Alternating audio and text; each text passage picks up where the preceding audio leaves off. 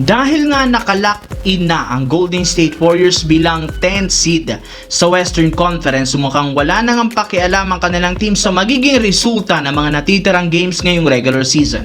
Mas mahalaga pa rin sa kanilang manatiling healthy ang lahat bago sumabak sa play-in tournament. Ibig sabihin malaki ang tsansang bumalik sa kanilang lineup ang mga big man na sina Kristaps Porzingis, Al Horford at si Quentin Post next week sa kanilang unang game sa play-in tournament. Bukod sa tatlo, inaasaharing tutulong dito ang isa pang bagong big man na si Charles Bassey. Kahit man kakapirma pa lang nito ng kontrata nitong nagdaang araw sa team, pinapayagan pa rin siya ng ligang makapaglaro sa postseason. Isa rin namang regular contract ang pinirmahang kontrata nito at hindi 10-day contract, kaya inaasahang makakapaglaro siya sa play-in at matutulungan si Stephen Curry na makapasok sa playoffs. Napatunayan ni Bassey malaki ang kanyang impact sa offensive rebounds at depensa. Damang-dama rin naman ang depensa nito sa ilalim ng basket na mapapakinabangan ng Golden State. Samantala, sinisika pa rin ng Los Angeles Lakers na maging positibo ngayong season since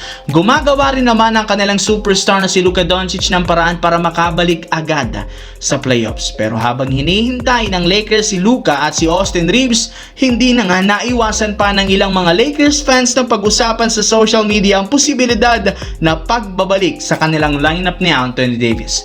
Inamin ni AD ayaw niyang umalis at gusto pa rin niyang bumalik at maglaro sa dating team.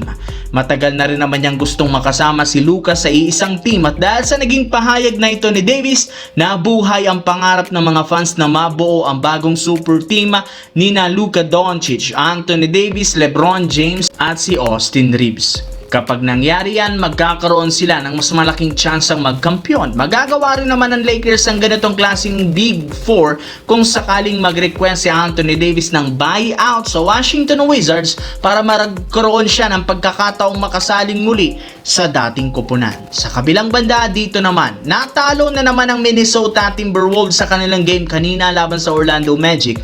132-120 na siyang nagpabagsak na sa kanilang record na 47-33. Pero hindi rin naman pinag-aalala ngayon ang Minnesota Timberwolves kahit anuman ang maging resulta ng laro, nakalock in na nga sila sa 6th seed ng Western Conference. Mas pinag-aalala lang naman nila ngayon ang magiging healthy na mga malalaro pagdating sa postseason, especially ang kanilang star player na si Anthony Edwards na may tinatamo pa ring injury sa kanyang tuhod. Hindi rin naman ganun kaganda ang kalagayan nito since maihahalin tulad nga daw ang kanyang natamong injury sa nangyari kay Stephen Curry na rason bakit nawala ito ng 27 games. Kaya kahit man makabalik si Edwards sa darating na playoffs, mukhang hindi rin naman niya mailalabas ang kanyang tunay at 100% na talento dahil inaasahang lilimitahan siya ng kanyang tinatamong injury sa ngayon.